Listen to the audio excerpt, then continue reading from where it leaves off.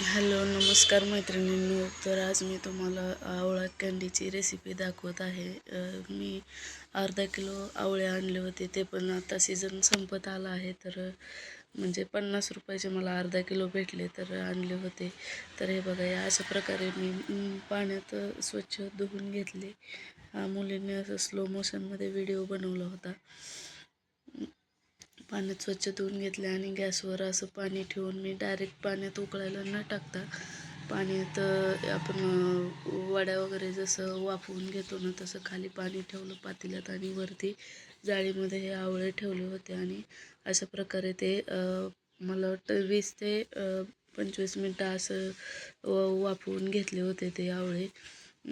आणि नंतर म्हणजे 20 मिनटानंतरच हळूहळू म्हणजे त्याच्यावर ज्या रेषा असतात ना, त्याच्यावर बरोबर ते हे व्हायला चालू होतात, बाजूला उकलायला चालू होतात. तर हे बघा, चमचा हात त्यात हे झाला होता, त्याच्यामुळे मग मी काढले ते. आणि हे बघा, ते रेषा असतात त्याच्यावरतीच बरोबर ते ॲटोमॅटिक ते तुकडे पडतात. हे आता गरम होतं, त्याच्यामुळे मला हाताला चटके बसत होते. तर सीझन असतो तेव्हाच म्हणजे खरं तर हे रेसिपी करायला पाहिजे भरपूर प्रमाणात, म्हणजे वर्षभर टिकेल असं बनतात ही आवळा कँडी. म्हणजे काही होत नाही ह्याला, आपलं म्हणजे लोणचं वगैरे बनवतं अशा पद्धतीने. हे बघा, असं बरोबर त्या लाईन असतात त्याच्यावरतीच ते तुकडे पडत होते.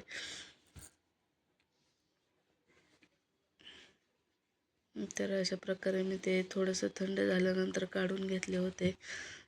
आवळा म्हणजे शरीरासाठी, स्किनसाठी पण चांगला असतो आणि केसासाठी पण चांगला असतो. त्याच्यामुळे म्हणलं चला, आता मुलीला पण आवडतात, त्याच्यामुळे म्हणलं करूयात. तर त्यासाठी हे केले होते. आणि प्लीज तुम्हाला मैत्रिणींनो माझे व्हिडिओज आणि शॉर्ट्स आवडत असेल तर प्लीज चॅनलला सबस्क्राईब करा, कारण एक एक व्हिडिओ बनवताना किती कष्ट घ्यावे लागतात ते आता तुम्ही बघताच आहात. तर हे बघा, अशा प्रकारे अर्धा किलो आवळ्याचे एवढे झाले तुकडे झाले. तर आता मी ते 2-3 दिवस असंच काचेच्या बरणी असेल तर त्याच्यामध्ये पॅक करून ठेवायचं, ते हवा बंदच ठेवायचं. साखरेचं म्हणजे रात्रीचं पाणी सुटतं आणि त्या पाण्यात म्हणजे मुरू द्यायचे चांगले ते. तर माझे अर्धा किलो होते, तर मी पाव किलोपेक्षा थोडीशी वरती साखर टाकली असेल त्याच्यामध्ये. आणि ते त्यात असं पाणी सुटतं, नंतर रात्रभरातच सुटतं. तर 3 दिवस तसंच ठेवायचं. आणि नंतर मग 3 दिवसानंतर उन्हात हे करायचं, ते वाळवायचं 2-3 दिवस.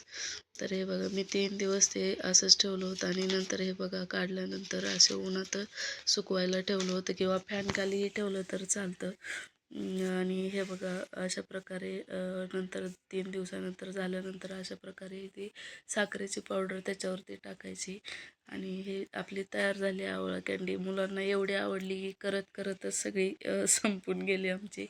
आणि प्लीज माझे चॅनल व्हिडिओज आवडत असतील तर चॅनलला प्लीज सबस्क्राईब करा. आणि हे बघा, आपली आवळा कँडी अशा प्रकारे तयार झाली आहे. धन्यवाद.